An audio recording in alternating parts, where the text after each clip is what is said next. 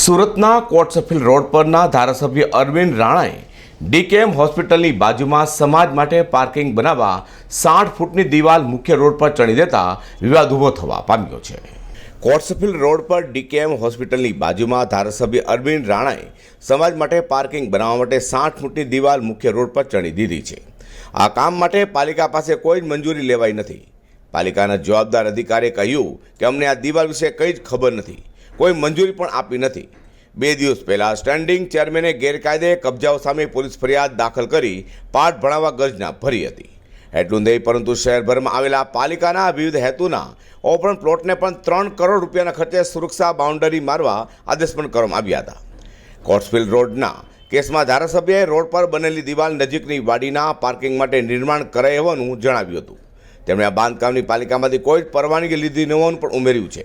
કારણ કે ધારાસભ્યએ જણાવ્યું હતું કે આ ખુલ્લી જગ્યા પર કચરો ફેંકાતો હતો અને સાથે અસામરિક તત્વો પડ્યા પાથરીમાં રહેતા હોવાથી પાર્કિંગ બનાવી સમાજ દ્વારા પાલિકાને સોંપાશે તેમ જણાવ્યું હતું। સુરત શહેર સેન્ટ્રલ ઝોનમાં કોટસફીલ રોડ ખાતે ડીકેએમ હોસ્પિટલની પાછળ સિકોત્રા માતાનું મંદિર છે અને મંદિરને અડીને એક રોડ ઉપરનો ખાંચો પડે છે।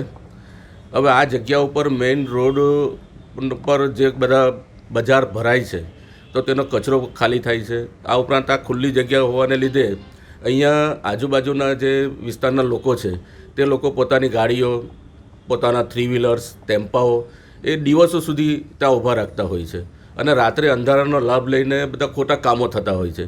એટલે સ્થાનિક રહેવાસીઓની વારંવારની અમારા લોકપ્રતિનિધિઓને રજૂઆત અને આ જે ગંદકી છે એનો કાયમી નિકાલ આવે એના માટે વારંવાર કોર્પોરેશનોમાં પણ રજૂઆત કરી હતી। અધિકારીઓ આવે, સવારે સાફ કરે, રાત્રે પાછી આ જ તકલીફ। એટલે સ્થાનિક લોકોમાં એક જબરજસ્ત આનો રોષ હતો અને સ્થાનિક જે યુવાનો છે એ યુવાનો અને અહીંયાના જે વિસ્તારના લોકો છે એ લોકોની રજૂઆત પણ હતી કે અહીંયા અમારા જે સિનિયર સિટીઝન્સ છે તો તેના માટે એક વ્યવસ્થિત રીતે બેસવાની વ્યવસ્થા થાય, એના માટે શાંતિકુંજ બને। એટલે શાંતિકુંજ બનાવવાની પણ અમે ચૂંટાયેલા પ્રતિનિધિ તરીકે રજૂઆત કોર્પોરેશનમાં કરી છે અને એની પ્રોસિજર ચાલે છે।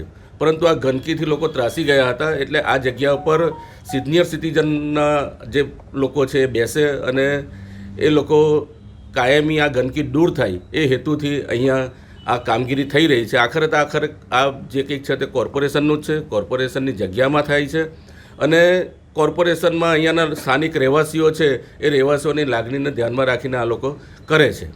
તો સેન્ટ્રલ ઝોનના કાર્યપાલક ઇજનેર બિપિન ભટ્ટે જણાવ્યું હતું કે આ અંગે વિભાગને કોઈ જાણકારી નથી, જમીનની સોંપણી કોઈને કરેલ નથી, દિવાલ કોણે બનાવી એ પણ અમને ખબર નથી અને તપાસ કરવા સૂચના આપી છે, જોકે પરવાનગી ન હોવાથી તેને તોડી પડાશે। અઝર કુરેશી સાથે પ્રકાશવાળા।